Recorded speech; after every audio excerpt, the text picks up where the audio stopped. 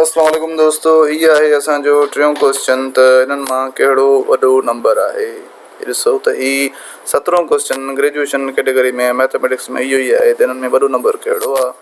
अचो त मां तव्हांखे ॿुधायां त हिन जी ट्रिक छा हूंदी आहे, हिनखे सॉल्व कीअं कबो आहे। पहिरीं ॻाल्हि त पावर जंहिंजो 0 आहे उहो हमेशह हिन जो आंसर 1 थी वेंदो आहे। ठीकु आहे, जंहिंजो पावर 0 उहो थींदो ई 1 आहे। ठीकु आहे, ऐं जेकॾहिं पावर माइनस में आहे त अंदरनि खे उलट करे छॾियो त पावर प्लस थी वेंदो आहे।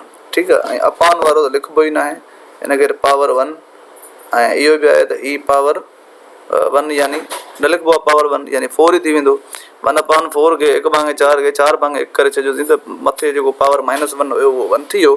ऐं पावर 1 जो मतिलबु आहे त पावर हूंदो ई न आहे, ऐं अपान वारो 1 जो मतिलबु हूंदो आहे उहो लिखिबो ई न आहे। ठीकु आहे, अंडरस्टूड हूंदो आहे। त बाक़ी जवाबु 4 थी वियो हिन जो, माना हिकिड़ो जवाबु आयो 4, ॿिए जो जवाबु आयो 1। हिन जो जवाबु जे करे ॾिसूं त ई थींदो 1 जो पावर 2, पावर ॿिन्ही जो हूंदो आहे न। जेकॾहिं ॿाहिरि कोई पावर आहे ब्रैकेट जे त अंदरि उहा हर शइ जी प्रॉपर्टी आहे। 1 पावर 2 साॻियो ई थींदो, हे थी वेंदो 16।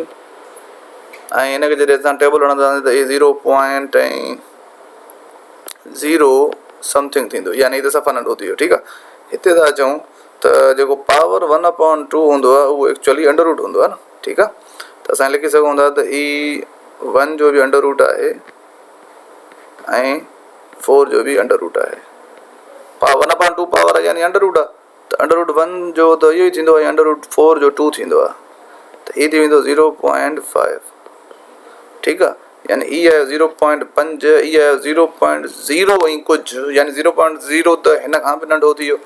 त वॾे में वॾो कहिड़ो थियो, वॾे में वॾो हे थियो, यानी हिन जो कोई जवाबु आहे ट्रू, उहो छा आहे ही 1। उमेदु आहे तव्हांखे सम्झ में आयो हूंदो त इहो मां कीअं कयो, ऐं अहिड़े क़िस्म जा के बि सुवाल ईंदा इन ई क़िस्म जा नंबर चेंज हूंदा तव्हां करे वेंदव इनशाअल्लाह।